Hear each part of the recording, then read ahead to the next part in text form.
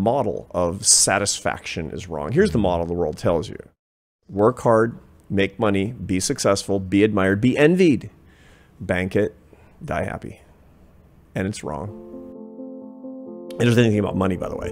The research on money is very clear that it doesn't actually ever bring happiness. It lowers unhappiness, which are processed in different hemispheres of the brain.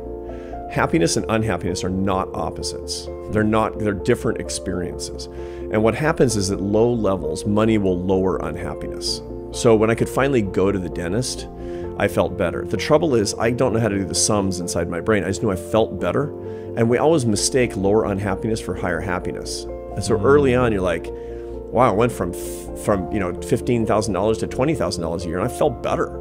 I actually felt better about myself. I was able to eliminate some of these sources of misery, so I'm happier.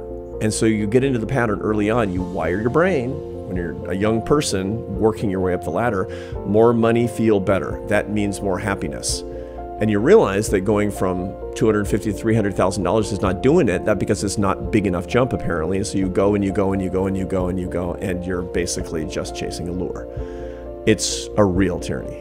It, generally speaking, has to do with being in the zone of what you actually love to do and what you appreciate most in your life, when you're in line with your own values, when you're living according to your own values. So Jung would have put it this way. Carl Jung, his definition of his understanding of happiness was that you need to understand your own values, what you value, what you think is proper and correct and moral.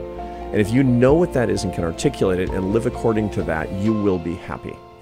Do you agree with that? I think it's actually, there's a lot of truth to that, because you have to figure out what you think, what your model of the world actually is, what you think truth is, and then living in accord with your own values, with your own integrity is really critically important, because when people live outside that groove, they're never in equilibrium. They're just never. The problem is that they're not comfortable.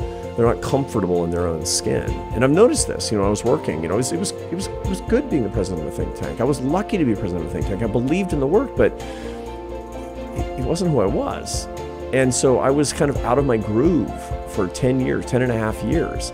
And when I went back to writing and speaking and teaching and doing creative work, I said, I talked to a guy who's putting in cabinets in my house. And he's super into putting in cabinets. He loves making cabinets.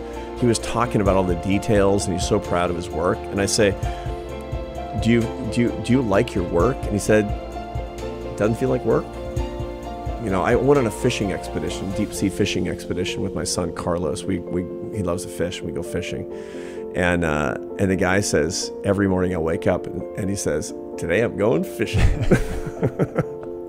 And so this is what we all need to find. The problem is that people chase these extrinsic lures, the money, power, pleasure, and fame, and they get out of the groove of what they're supposed to do, and then they wonder why they're unhappy.